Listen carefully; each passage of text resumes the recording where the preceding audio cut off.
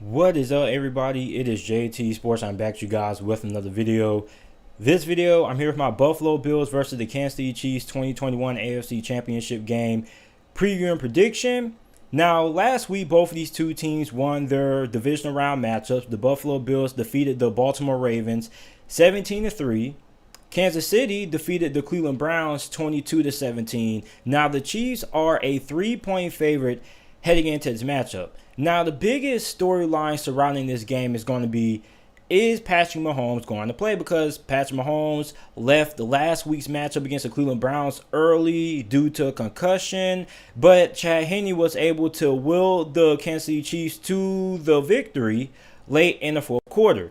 So you have Patrick Mahomes, which we don't really know his status going into this game, but I am anticipating Patrick Mahomes playing in this game because, first of all, at the time of recording this on Wednesday, Patrick Mahomes has practiced with the Kansas City Chiefs. Now, he's still under concussion protocol, which is weird because if he practiced, you would think that he would have cleared concussion protocol. But even despite the fact that Patrick Mahomes has practiced, we still don't know his status going into this game, but I am anticipating that Patrick Mahomes will play in this game. But if he doesn't, we're also going to talk about the aspect of how this game changes if Chad Henne ends up having to start this Sunday in the AFC Championship game. Now, the Buffalo Bills, okay, they defeated Baltimore last week 17-3. And I chose the Baltimore Ravens to pull off the upset and win that game, which obviously I was wrong. And a lot of Buffalo Bills fans feel like I am a Buffalo Bills hater. And let me clear something up. I do not hate the Buffalo Bills. As a matter of fact, let me give you guys a mind-boggling stat. Since 2019, the Buffalo Bills have been picked by me to lose only 4 games out of 24 of the regular season matchup, which means that out of 24 regular season games that the Buffalo Bills have played in, I have chose them to win 20 of those games, and I've only picked them to lose 4 times. Another thing is that during the 2019 season, I was one of the few people on this platform who believed that the Buffalo Bills were going to make it to the playoffs. And a lot of people called me an idiot. Even a lot of you Buffalo Bills fans out there didn't even believe that you were going to make it to the playoffs. Now, before the season began, I said that the Buffalo Bills were a dark horse Super Bowl contender. I didn't see a lot of people making videos calling the Buffalo Bills dark horse Super Bowl contenders, did I? Now, the only thing that I was wrong about when it came to the Buffalo Bills was, will they win the division? Obviously, that was one of the biggest mistakes I ever made in my life, thinking that Bill Belichick, with Cam Newton as his quarterback, would win the AFC East, which Buffalo went on to win pretty easily. So that was pretty much the only thing I've been wrong about when it comes to the Buffalo Bills. So I don't really understand why people call me a Buffalo Bills hater when I've made several videos about the Buffalo Bills, how much I like the Buffalo Bills, why they are dark horse Super Bowl contenders. And people still think I'm a Buffalo Bills hater just because I choose them to win, well, I choose them to lose against Baltimore. Like, why can't I just make a prediction and say, hey, I think this team is going to win or this team is going to lose without me being called biased or without me being called unbiased or whatever you guys want to call it? Because there are people on ESPN like Stephen A. Smith and Max Kellerman who get paid more money to talk about this than I do by times 100, who can't even name you 5 players off the Buffalo Bills roster. If you were to go up to Stephen A. Smith or Max Kellerman right now and say, hey, name me 5 players that currently play for the Buffalo Bills right now, they wouldn't be able to do it, or they'll have to go on Google. So I'm not a Buffalo Bills hater. I just felt like Baltimore was going to win the game, and I was wrong. So now they're going to be facing the Kansas City Chiefs. And you have to give the Buffalo Bills a lot of credit last week because they shut down Lamar Jackson. Now, normally I have standards when it comes to shutting down Lamar Jackson because everybody, every time they beat the Ravens, wants to say we shut down Lamar, and that's not true. I consider a team shutting down Lamar Jackson by holding him to less than 20 rushing yards. Now, Buffalo held Lamar Jackson to 39 rushing yards, to 34 rushing yards on 9 carries, which isn't 20 yards, but you know, I still would give them the benefit of the doubt and say that they neutralized or they shut down Lamar Jackson. He wasn't really all that effective using his legs, and he threw a costly interception inside the red zone to Teron Johnson, which pretty much sealed the game for Buffalo. Now, Buffalo's red zone defense was absolutely phenomenal last week. And Buffalo's defense as a whole was really impressive. I feel like last week against Baltimore was the Buffalo Bills' best defensive performance that they've had for the whole entire season, because they held the Baltimore Ravens to only 3 points in their red zone attempts, which one of 3 of those field goals ended up being missed by Justin Tuck. You also had the Lamar Jackson red zone interception to Teron Johnson.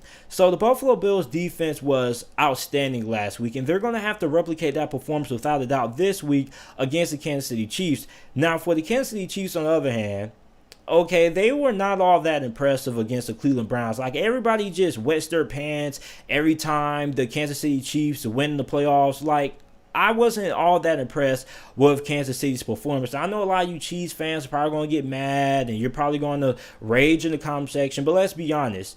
You went into halftime with a 19-3 lead. You were doing whatever you wanted to do on offense. Patrick Mahomes looks like he could do no wrong in the first half. It looks like he was throwing the football on air because the ball barely touched the ground. So really, that game looked like it was going to end up being a blowout.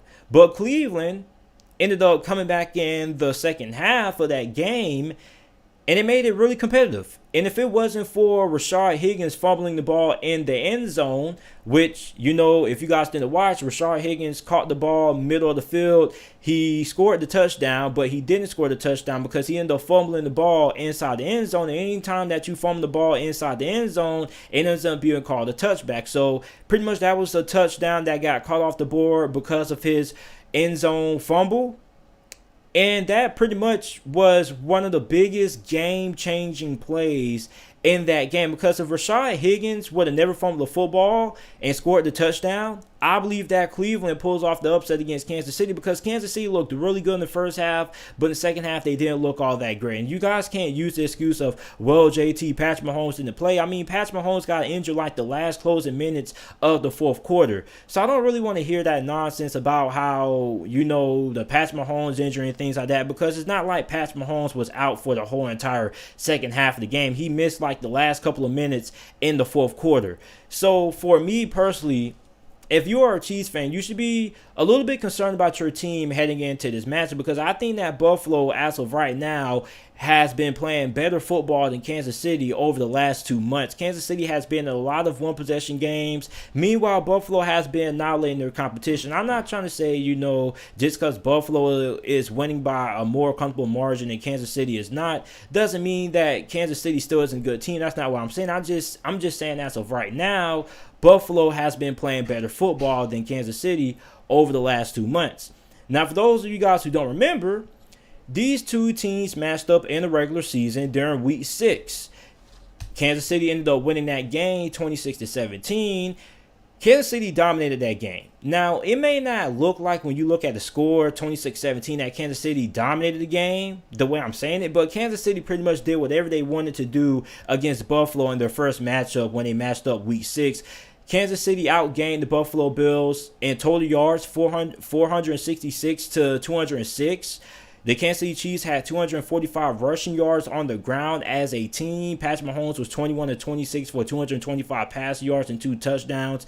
The Buffalo Bills got dominated up front on both sides of football. They got dominated up front on the defense side of football, and they got dominated up front on the offensive line as well. Now, Buffalo Bills fans, of course, are going to say, well, JT, we weren't fully healthy. We had a couple of injuries. Josh Allen was battling a shoulder injury, which he was, and even though he had a shoulder injury, he still played pretty good. He was 14-27 for 122 passing yards, 2 touchdowns, and a interception.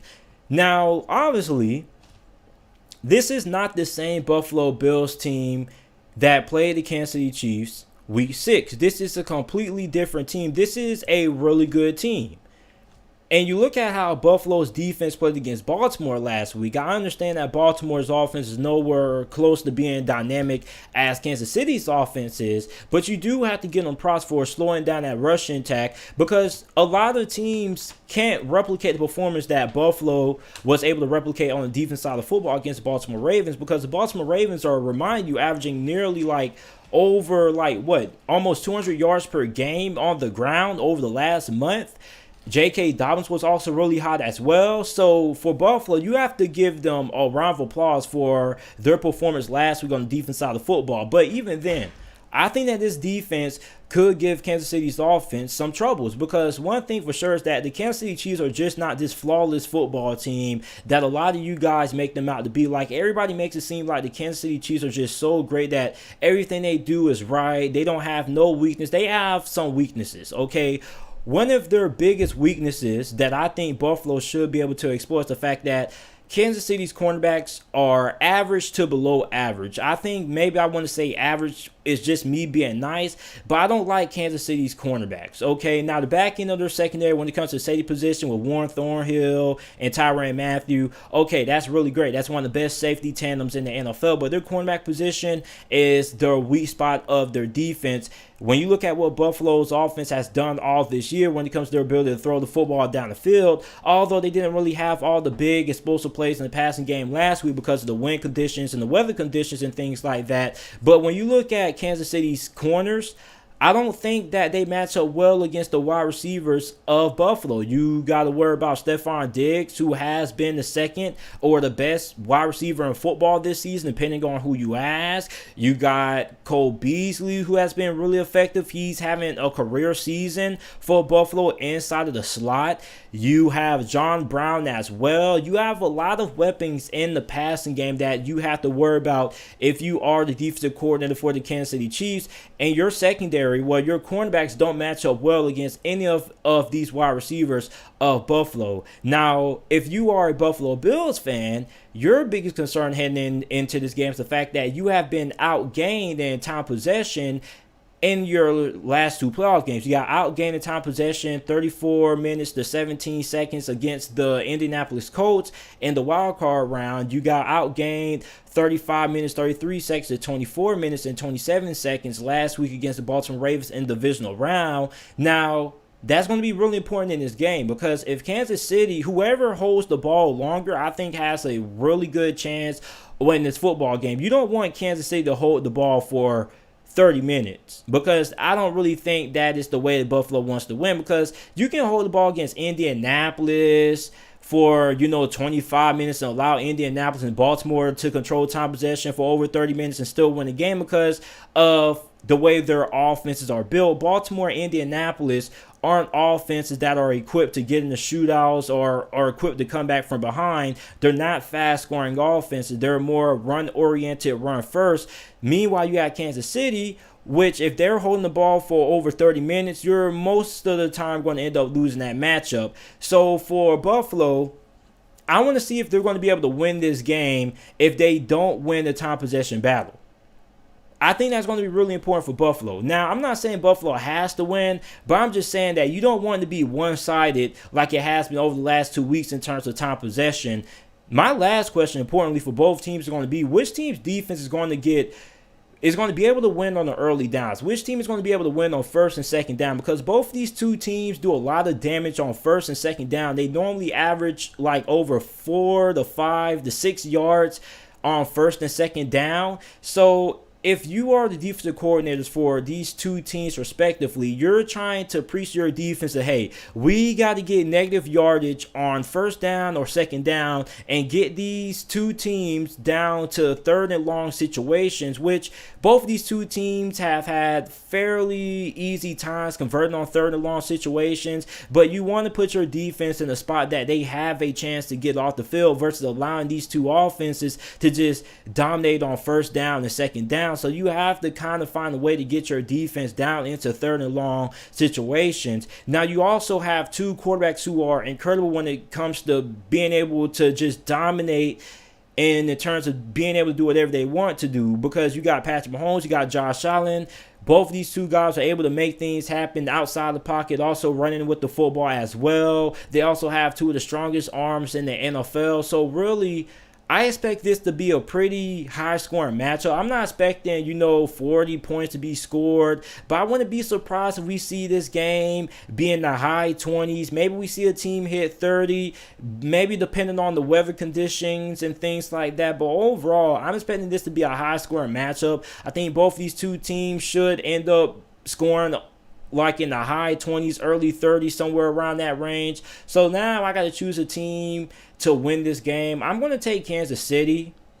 I'm going to take Kansas City to win because I do think Patrick Mahomes most likely will play, despite what the crazy conspiracy theories are out there. But Patrick Mahomes practiced on Wednesday. So if he was cleared to practice, I'm pretty sure he's going to be cleared to play Sunday. If not, that is going to be incredibly weird that he will practice Wednesday and not be cleared of the concussion protocol. So I do expect Patrick Mahomes to play. But I want to take Kansas City because although Buffalo has been playing great football, I just trust Kansas City more late in the game than I do Buffalo. And that's not a knock against Buffalo. I just think with Kansas City, with Patrick Mahomes and Andy Reid, I just trust them a little bit more than I trust Josh Allen and, Sean McDermott. Nothing against any of those guys. I love the Buffalo Bills. I'm rooting for the Buffalo Bills to win this game because I want to see the Buffalo Bills make it to the Super Bowl. I want to see the Buffalo Bills win the Super Bowl because it's not all that often that you see a small market team win the Super Bowl all that often. So for me personally, I'm rooting for the Buffalo Bills to win, but I have to take Kansas City to win. Now, there are a lot of people who believe that the Buffalo Bills can't pull off the upset. A lot of people are picking Buffalo to win, but I'm going to have to take Kansas City to win 34-28 is my final score prediction in this game. I think this game is going to be in favor of Kansas City simply for the fact that you have Patrick Mahomes, the best player in the NFL. You have Andy Reid. You have the experience factor there. And believe it or not, experience does matter in these kind of playoff atmospheres because it all comes down to situations, understanding the momentum of the game, which comes down to should a coach go for it on 4th and goal or on 4th and 1? Should the coach try to be extra aggressive in his play calling in certain situations of the game? So having experience in these games actually does matter, whether you guys want to believe that or not. Now, even though I don't think experience is going to be all that big of a factor, I do trust the Kansas City Chiefs late in the game to win over Buffalo. That's why I got to take the Kansas City Chiefs to win this game. So you guys let me know who you guys have winning this game down in the comment section down below. Make sure that you guys like the video and subscribe to the channel for more NFL videos and